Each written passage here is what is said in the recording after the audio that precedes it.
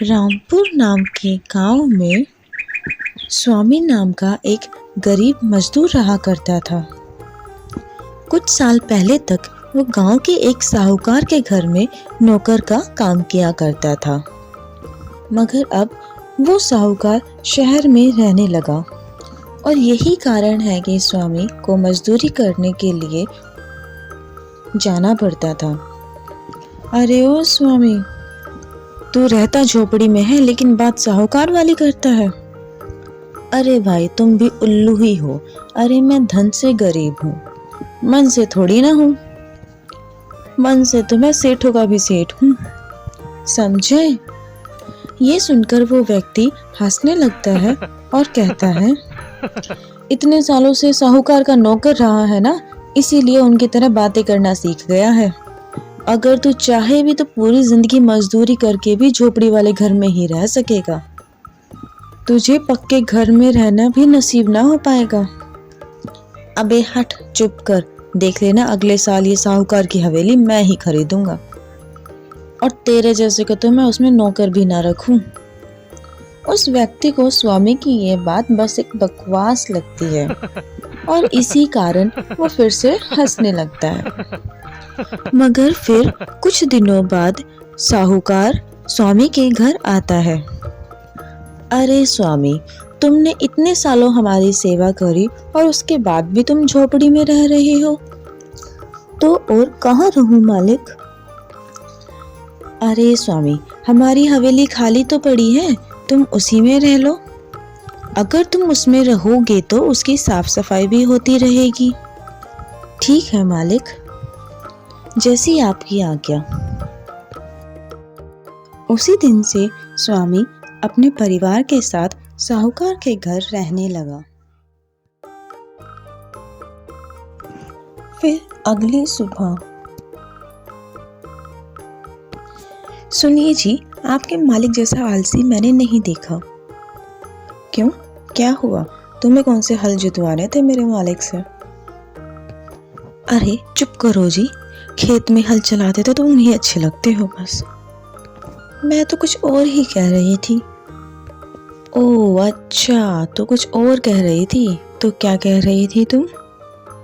स्वामी के ऐसे पूछने पर रमा उसे एक लकड़ी की पुरानी तिजोरी दिखाती है जिसका दरवाजा खुला पड़ा था।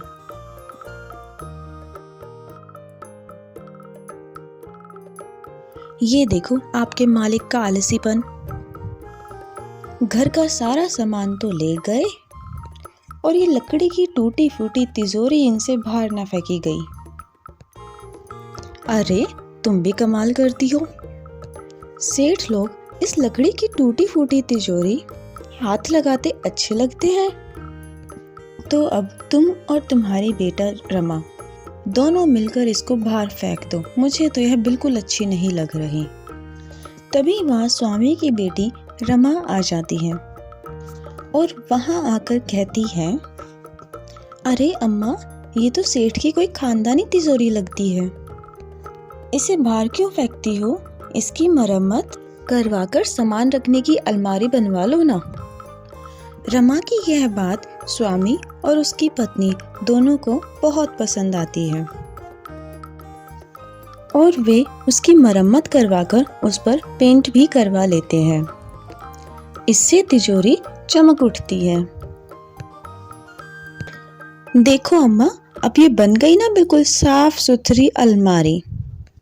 अब इसमें जो चाहे सामान रखो और दरवाजा बंद कर दो। ठीक है, ये ले, कुछ प्लेट्स रख दे इसमें। मगर जैसे ही रमा उस अलमारी को वो प्लेट रखने के लिए खोलती है, तभी अलमारी से आवाज आती है, अरे बंदरिया की मौसी, क्या कर रही है? मैं तेरी अलमारी नहीं हूँ, तिजोरी हूँ, तिजोरी। रखना है तो अपने पैसे और जेवर रखो, वरना फुट पर को। पर सामान रख देंगे तो क्या हो जाएगा? अरे तेरा दिमाग है कि सड़ेला आम? इतना भी नहीं समझता, इससे तिजोरी का इंसल्ट हो जाएगा। ये इंसल्ट क्या होता है जी? इंसल्ट मतलब बेइज्जती अम्मा। तो अब हम इसका बिल्कुल भी बेइज्जती नहीं करेंगे बेटी। मैं इसमें अपने सारे जेवर और रुपए रख देती हूँ। अब तो खुश रहेगी ना तू? हाँ हाँ, क्यों नहीं, बल्ले बल्ले हो जाऊंगी। तो उसी समय स्वामी की पत्नी अपने सारे गहने व पैसे निकाल कर लेकर आती है और उस तिजोरी में रखकर बंद कर देती है।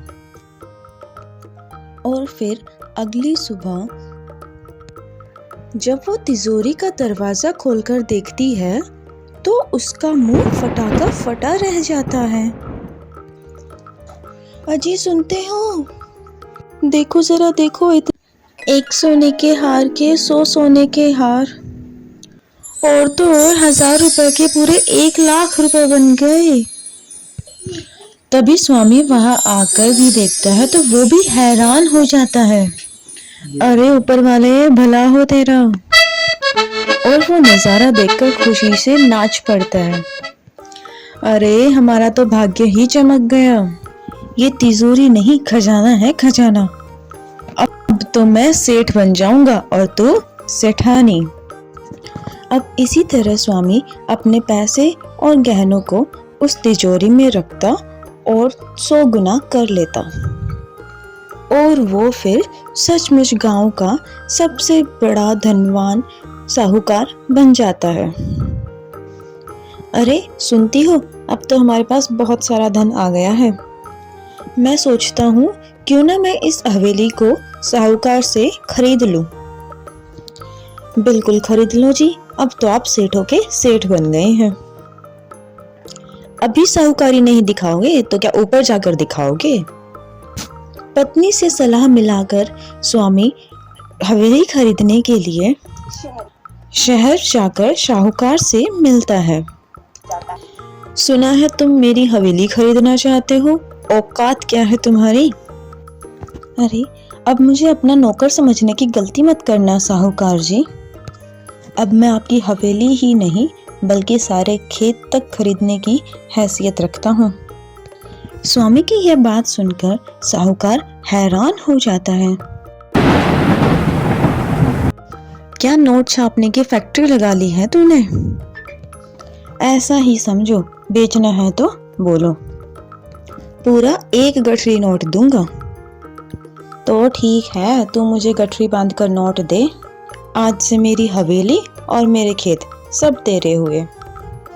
स्वामी के पास तो नोटों के ढेर लगे थे, इसीलिए वो साहूकार को नोटों की 1 गठरी दे देता है और साहूकार की हवेली और सब खेत अपने नाम करवा लेता है और वापस अपने गांव को चल पड़ता है। तिजोरी जी, आज आपकी कृपा से मैं गांव का सबसे अमीर साहूकार बन गया हूँ। अगर तुम्हारी कोई इच्छा हो तो बताओ। स्वामी, तू तो घोचू है, खुजली वाले गधे का बाप है। अरे फटीचर, तू इतना भी नहीं जानता। देने वाला लेने वाले से कुछ नहीं लेता। मूर्ख, तू मुझसे चाहे जितना ले ले, लेकिन घमंड मत करना और गरीबों की खूब मदद करना। ये तो मैं कर दूंगा, और ना करेगा तो फिर से तुझे मजदूरी पर ला दूंगी। भूतनी के, समझा? समझ तो मैं गया, पर एक बात पूछूं? हाँ पूछ, क्या पूछना है तुझे? पूछना बे, क्या पूछना है? ये कि आप बोलती बहुत बढ़िया हैं। अबे चुप कर भूतनी के। बढ़िया बोलना तो मैंने 100 साल पहले ही छोड़ दिया था। फिर धीरे धीरे उस चमत्कारी तिजोरी की खबर कई गांव वालों को लग जाती है। अबे स्वामी, तू तो पक्का चोर निकला। हमारी खानदानी तिजोरी को अपने पास रखा और उसके करामात से अमीर बन बैठा। अगर आपको तिजोरी चाहिए तो ले जाइए, पर एक बात याद रखिए, अब मैं भी साहूकार हूँ और वो भी आपसे बड़ा। ठीक है, पर मैं अपनी तिजोरी अभी ले जा रहा हूँ। ठीक है, ले जाइए, पर इतना ध्यान रखिए, तिजोरी है बड़ी चालू चीज, कभी लाभ के बजाय नुकसान ना हो जाए। साहूकार तिजोरी को अपने घर शहर में ले आता है और उसमें अपनी सारी जमा पूंजी रख देता है। मगर उसके हाथ तो कुछ नहीं आता, क्योंकि तिजोरी ने उसके रुपयों पैसों को 100 गुना बढ़ाने की बजाय राख का ढेर बना देती है। और लालची साहूकार अपना माथा पीट कर रोने लगता है और पछताने लगता है।